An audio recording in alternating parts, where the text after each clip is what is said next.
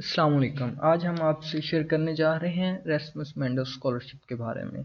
इस स्कॉलरशिप पर आप यूरोप के तमाम कंट्रीज़ में जाकर स्टडी कर सकते हैं और इसकी जो वर्थ है वो मास्टर स्टूडेंट्स के लिए ऑल ओवर द वर्ल्ड बहुत ही ज़्यादा है। आइए अब हम देखते हैं कि क्या आप इस स्कॉलरशिप के लिए एलिजिबल हैं भी या नहीं, और इसके लिए क्या क्या रिक्वायर्ड डॉक्यूमेंट्स हैं, और हम आपको पूरा एक प्रोसीजर बताते हैं कि किस प्रोसीजर को फॉलो करके आप इस रेस्मस मेंडल स्कॉलरशिप पर अप्लाई कर सकते हैं। सबसे पहले तो हम देखते हैं कि एरास्मस मेंडल स्कॉलरशिप क्या है। ये एक यूरोप का बहुत ही बेहतरीन स्कॉलरशिप है जो कि तमाम यूरोपीय यूनियन के कंट्रीज़ में जाके आप स्टडी कर सकते हैं। इसके अलावा ये एक यूरोप का लार्जेस्ट स्कॉलरशिप ग्रुप है। इसके मुकाबले में यूरोप आपको कोई भी इसके लेवल का मास्टर स्टूडेंट्स को इससे बेहतर स्कॉलरशिप प्रोवाइड नहीं करता। इसके लिए लो सीजीपीए स्टूडेंट्स भी अप्लाई कर सकते हैं। इवन के अभी बहुत से डेवलपिंग कंट्रीज से रिसेंटली ईयर्स के अंदर ऐसे स्टूडेंट्स किए हैं जिनकी जीपीए बहुत ही लो थी, राउंड अबाउट 2.5 2.6 थी, लेकिन वो इस स्कॉलरशिप के ऊपर अभी बाहर स्टडी कर रहे हैं। इसके लिए आपको ना तो कोई जीआरई चाहिए ना ही जीमैट चाहिए। कोई भी जीआरई जीमैट की बिल्कुल भी ज़रूरत नहीं है, आपको परेशान होने की ज़रूरत नहीं है। इसके लिए दोनों ही चीज़ें रिक्वायर्ड नहीं है। और ऐसे स्टूडेंट्स जो अभी रिजल्ट अवेटेड हैं, जिनका अभी रिजल्ट कंप्लीट नहीं हुआ, डिग्रीज अभी रहती हैं, वो भी अप्लाई कर सकते हैं। इसके अलावा ये है कि इसके लिए आपको ना तो किसी भी प्रोफेसर्स को कांटेक्ट करना पड़ेगा, ना ही कोई उनसे एक्सेप्टेंस लेटर लेना पड़ेगा। आप इन सब चीज़ों के बगैर ही इस एरास्मस स्कॉलरशिप पे अप्लाई कर सकते हैं। उसके अलावा इसके बहुत से बेनिफिट्स एंड फीचर हैं। ये हम देखते हैं कि इसके सबसे ज़्यादा बेनिफिट्स क्या हैं। एक तो यह है कि इसके लिए एप्लीकेशन फ़ी और ट्यूशन फ़ी बिल्कुल भी ज़ीरो है।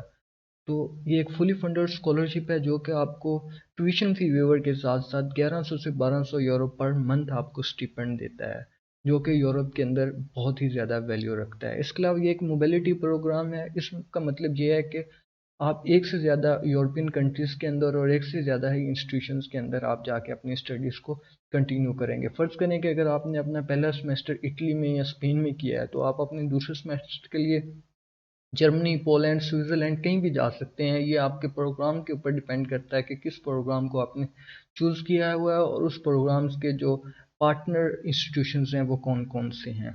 तो इसके अलावा ये है कि आपको ये एयर टिकट भी फ्री में देता है आपको ट्रैवलिंग के लिए, क्योंकि आपने एक कंट्री से दूसरे कंट्री में ट्रैवल करना होता है अपने सेमेस्टर्स के लिए, तो इसलिए आपको एयर टिकट भी फ्री में है। और इसके अलावा आपके होस्ट कंट्रीज से लेके आपके होम कंट्री तक के सारे ट्रैवलिंग अलाउंस भी आपको दिए जाते हैं। इसके अलावा इंश्योरेंस भी ज़ीरो है। ये इस स्कॉलरशिप के अंदर ही आपकी इंश्योरेंस भी कवर होती है।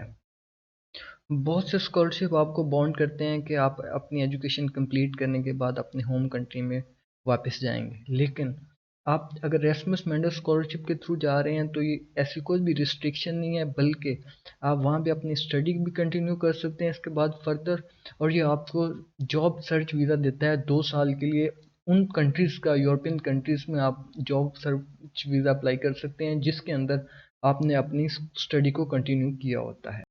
और अब हम आपको यूरोपियन कमीशन की फंडिंग का तरीकाकार बताते हैं कि किस तरह ये स्टूडेंट्स को उनकी नेशनैलिटीज़ के हिसाब से दो कैटेगरीज में डिवाइड करते हैं। एक तरफ आ जाता है पार्टनर कंट्रीज़ और दूसरी तरफ है प्रोग्राम कंट्रीज़। प्रोग्राम कंट्रीज़ के अंदर यूरोपीय यूनियंस के तमाम कंट्रीज इंक्लूड होते हैं, जबकि दूसरी कैटेगरी पार्टनर कंट्रीज़, इसके अंदर यूरोपीय यूनियंस के अलावा जितने भी वर्ल्ड वाइड के कंट्रीज़ हैं वो सारे इंक्लूड होते हैं। और इसकी पार्टनर कंट्री की जो फंडिंग है वो as compare to programme country ज़्यादा होती है, और इसका स्टिपेंड और इसकी ट्रैवलिंग एंड इंस्टॉलेशन कास्ट जो होती है वो as compare to programme country वो भी ज़्यादा दी जाती है। अब हम आते हैं स्कॉलरशिप के एलिजिबिलिटी क्राइटेरिया की तरफ। वो स्टूडेंट्स जिन्होंने मास्टर्स किया हुआ है या जिनके पास 16 ईयर ऑफ एजुकेशन या उसके इक्विवेलेंट डिग्री है, वो तमाम स्टूडेंट इस स्कॉलरशिप के लिए एलिजिबल है।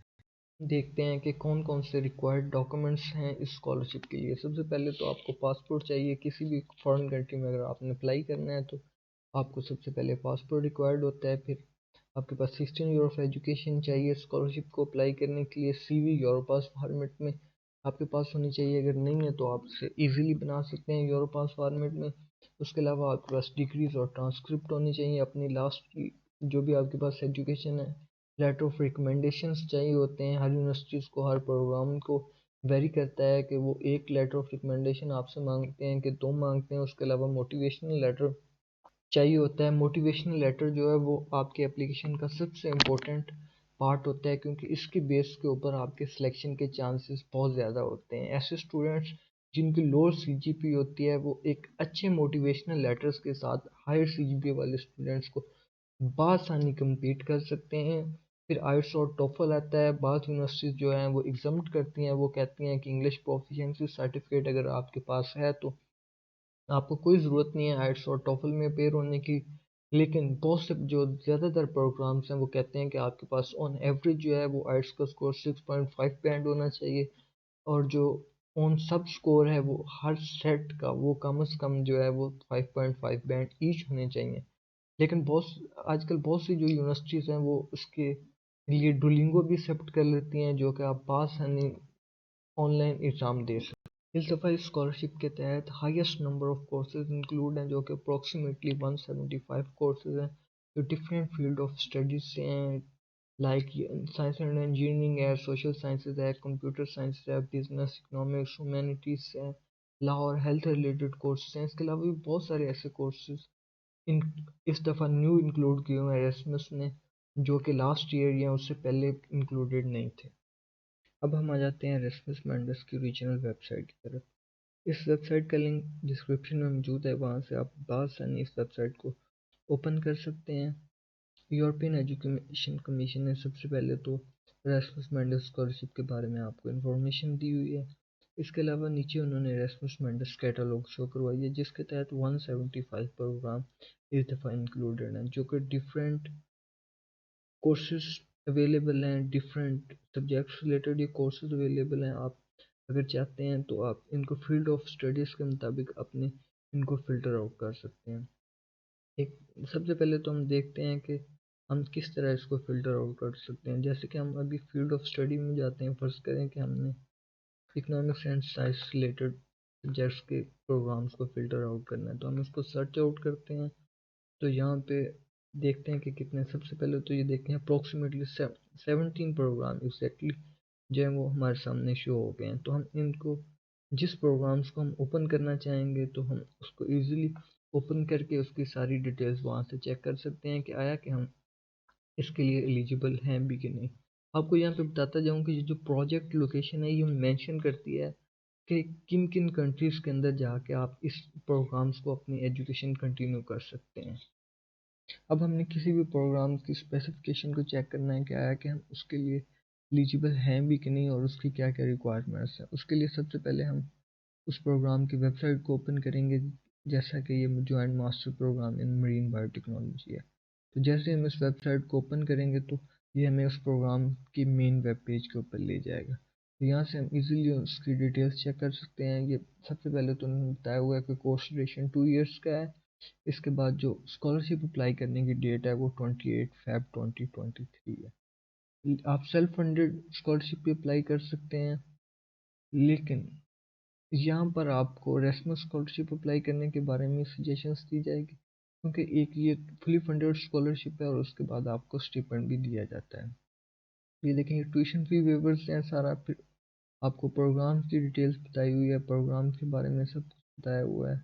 आप अपने प्रोग्राम जिसमें आपकी स्पेसिफिकेशन है उसके मुताबिक आप चेक कर सकते हैं। फिर यहाँ पे स्ट्रक्चर बताया हुआ उन्होंने कि सेमेस्टर वाइज आपको लोकेशंस कहाँ कहाँ पे आप इसको स्टडी कर सकते हैं। तो उन्होंने बताया हुआ कि पहला जो सेमेस्टर होगा वो आपका स्पेन में होगा, सेकंड सेमेस्टर फ्रांस में होगा, फिर सेकंड सेमेस्टर की जो इंटर्नशिप है वो आप किसी भी कंट्री में कर सकते हैं, लेकिन थर्ड सेमेस्टर जो और फोर्थ सेमेस्टर जो होगा वो आपका अकॉर्डिंग टू योर स्पेशलाइजेशन उन्होंने कहा है कि उसके मुताबिक होगा कि जिस प्रोग्राम्स के अंदर आप फर्दर स्पेशलाइजेशन करना चाहते हैं तो जिन जिन कंट्रीज़ के इंस्टीट्यूशंस के अंदर वो स्पेशलाइजेशन उस प्रोग्राम्स करवाते होंगे तो उस कंट्रीज़ को आपको सिलेक्ट किया जाएगा।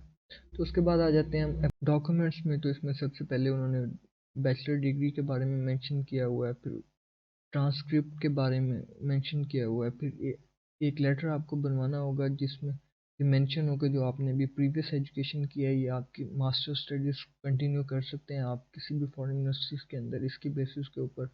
फिर इंग्लिश लैंग्वेज प्रोफिशिएंसी सर्टिफिकेट चाहिए होगा, अगर आपके पास आइट्स टॉफल है तो बहुत ही अच्छा है, लेकिन अगर आपने अभी आइट्स टॉफल नहीं किया हो तो आप अपनी यूनिवर्सिटी से इंग्लिश प्रोफिशिएंसी सर्टिफिकेट भी जमा करवा सकते हैं। फिर आ जाते हैं हम स्टेटमेंट ऑफ पर्पज़ की तरफ।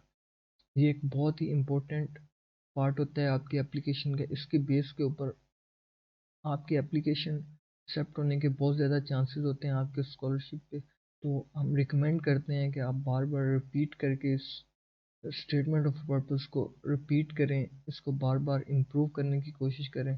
फिर उन्होंने रिक्वायर्ड किया हुआ CV यूरोपास फॉर्मेट में चाहिए होता है, फिर 2 लेटर ऑफ रिकमेंडेशंस चाहिए होते हैं, आपके पासपोर्ट और ID कार्ड की कॉपीज चाहिए होती हैं। तो इन तमाम डॉक्यूमेंट्स को आप कंप्लीट करके आप इस स्कॉलरशिप के ऊपर बआसानी अप्लाई कर सकते हैं। आप सबका इस वीडियो को देखने का बहुत बहुत शुक्रिया। अगर आपको इस स्कॉलरशिप के बारे में कोई भी मज़ीद इंफॉर्मेशन चाहिए हो तो आप हमें कमेंट बॉक्स में कमेंट कीजिएगा, हम आपकी कंप्लीट गाइडेंस करेंगे।